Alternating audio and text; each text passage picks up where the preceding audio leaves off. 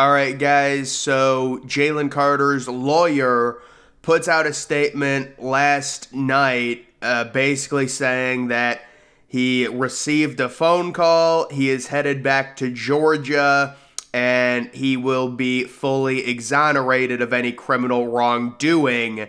This whole Jalen Carter timeline is pretty crazy. He goes back to Georgia. He gets booked at 11:33 and he's out after posting bond at 11:49. So he was in jail or in custody for 16 minutes. And now, fast forward about 12 hours, he's already back at the combine doing interviews. So the speculation starts, what happens to Jalen Carter? I'm guessing Jalen Carter, his agent, and anyone in his team, they probably said, look, this is very important. You need to go back, do all the interviews because, guys, Jalen Carter, the character concerns with him, this was something that was asked by draft analysts before, and there's been rumors of other smaller incidents with Carter at Georgia, maybe not, trying every play, other things off the field, just smaller stuff. So this is just another thing to add to the list. But overall, the number one thing NFL teams want to make sure of is that he's not going to have any legal problems, right? And say what you want. Like, people say, oh, it's terrible timing. He was at the combine. But you could have Laramie Tunsil timing to where, you do something very innocent or very minuscule, but because it comes out literally an hour before the draft, it drops you 10 spots. At least if you're Jalen Carter, this is something to where, it's the second day of March right now. The draft is basically in 2 months, a little less than 2 months. This is really not horrible timing. There's going to be time between now and the actual draft for teams to look into this, let the legal system play out, and we could see a situation where Jalen Carter still goes within the top 5 picks, or maybe he'll fall to like number 6 or something like that. Of course, assuming, he doesn't get charged with anything, he doesn't face any prison time. I'm sure he's got an amazing lawyer and all that. So this is just an interesting situation, but from the looks of it, from how they're talking about it on different, sports shows, and I was even seeing like news networks have people talk about it. They're like, yeah, this kid's still really talented. It's the NFL. He's got a really good lawyer. It's probably something that's going to go away, and he's very likely still going to be picked extremely high.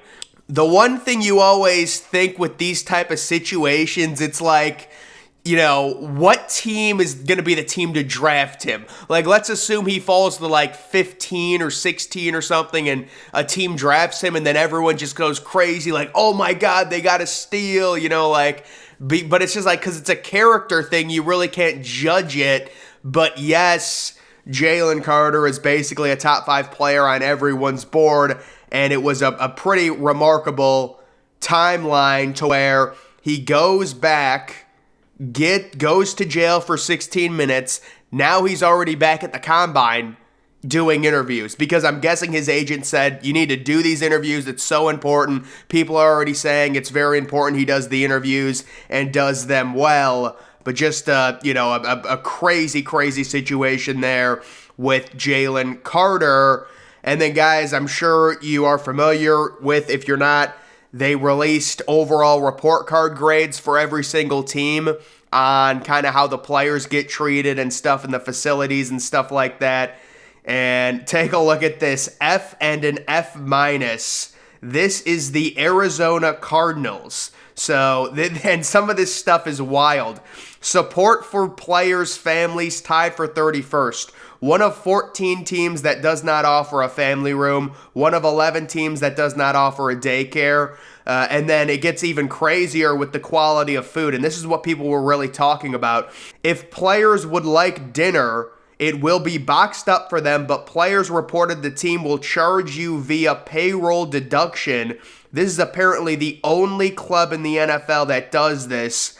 and they got an F- for the food. Players reported that if you work out at the facility after the season is over, the team charges you for every meal eaten at the facility. Again, apparently the only team in the league that does this. So the Arizona Cardinals, this is such a horrible look. I know people will say whatever, but you can't be charging players and deducting it from their overall payroll if they're going to be eating at your facility. We've got a little beef between A.J. Brown and Juju Smith-Schuster. This started after the Super Bowl.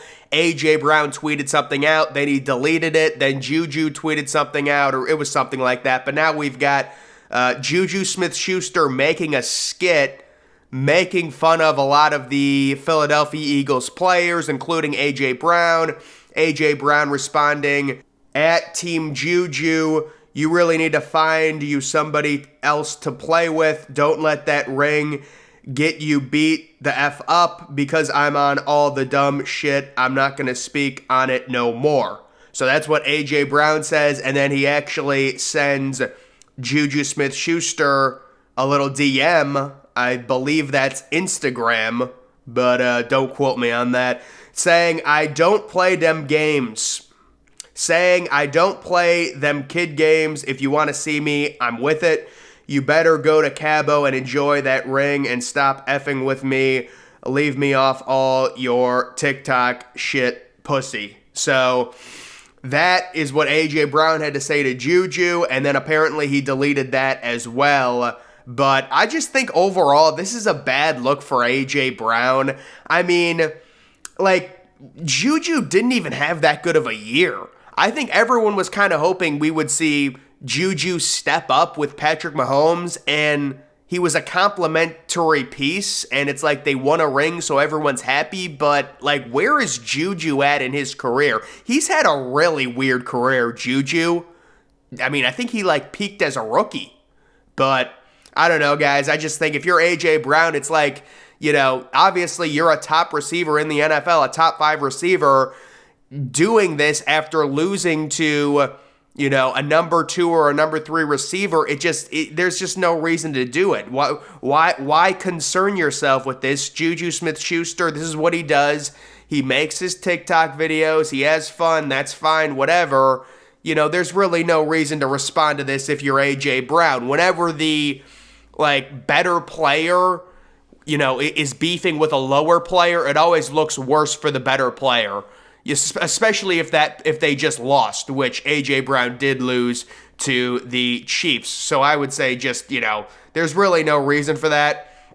And then again, this is the NFL report cards. If you didn't see this yesterday, the top 3 teams according to, all of the overall metrics. The Minnesota Vikings, that's one that does not surprise me at all. It does seem like Minnesota runs a very clean overall team and just an environment, and they just got that new stadium that's state-of-the-art. It's one of the bigger, new, ultra-modern stadiums, so they're going to have amazing facilities.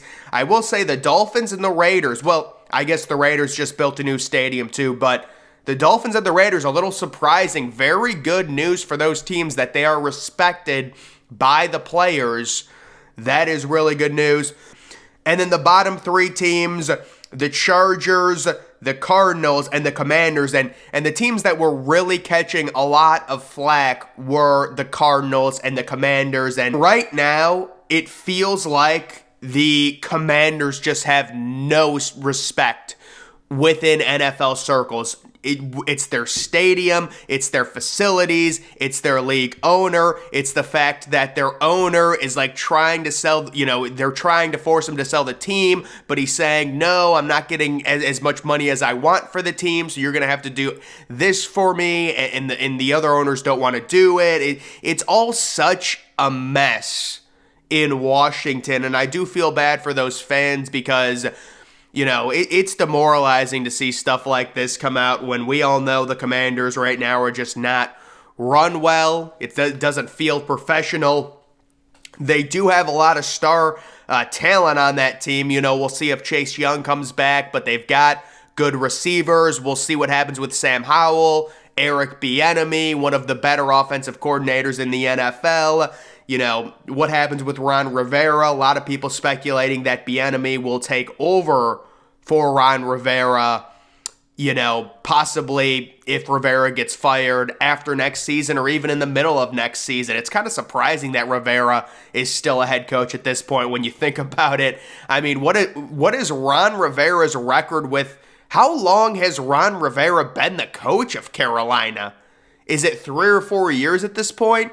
And it seems like they never do anything, but he somehow keeps his job. And then we are going to see several veterans that'll probably get cut or maybe even traded for salary cap reasons. The big names here, we know Zeke Elliott is going to have to do something. The most realistic thing with him is there will be a massive pay cut that has been taken by Zeke because he does like Dallas. And the Cowboys' options are either, to tell Zeke, if you want to stay here, it's got to be a huge pay cut, or we are going to have to cut you and save, a ton of money against the cap because we want to franchise tag Tony Pollard more than likely.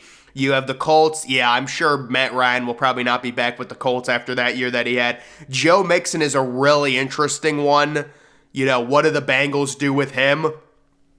Samaje Perine, is he good enough? I will say Mixon, you don't want to say he's washed, but these running backs by age 28, 29, especially like the smaller running backs, like the Le'Veon Bells, the Zekes. Well, I guess Zeke's not small, but it seems like the only running backs that have staying power past the age of 30 is if you're built like Derrick Henry.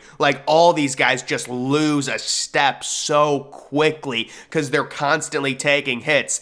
A running back's prime in the NFL, it's got to be 22 or 23. And that's why there's trepidation from the Giants to give Saquon Barkley a 4-year extension. But I still think they're going to, because the Giants have been pigeonholed into, think about this, they invested the number 2 overall pick on Saquon Barkley. Are they just going to let him walk for nothing?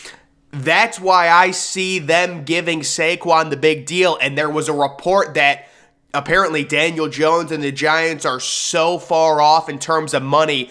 Daniel Jones is exactly what the franchise tag is for. Because Daniel Jones is looking there and saying, I want a playoff game with no weapons.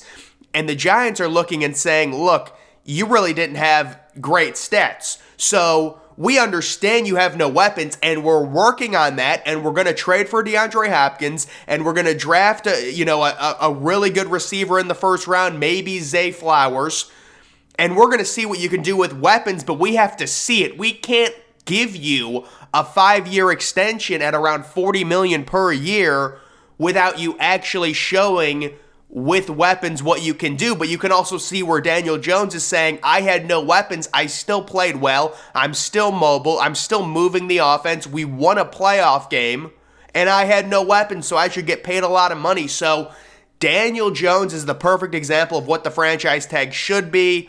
It's where a team says, you've done some good things, but there's still gray area where you need to prove it. And that's why I think Daniel Jones 1,000% is like the perfect candidate for the franchise tag. There was maybe some optimism among Giants fans that Daniel Jones would be, after such a big season, he would want to cash in right away. But it seems like Daniel Jones is saying, no, I have no weapons. You need to pay me so much money because I was able to actually win a playoff game without anyone. And the Giants are like, whoa, whoa, whoa, whoa, whoa. Yeah, you're going to actually have to put up some stats. You're going to have to do some things. So that's why I think the franchise tag is happening for Daniel Jones, and Saquon Barkley is going to get a 4-year extension from the Giants. But guys, that's going to do it for this video. Make sure you follow me on Twitter. Link to that's always in the description. I'm, of course, the Depressed Ginger. Thank you for watching.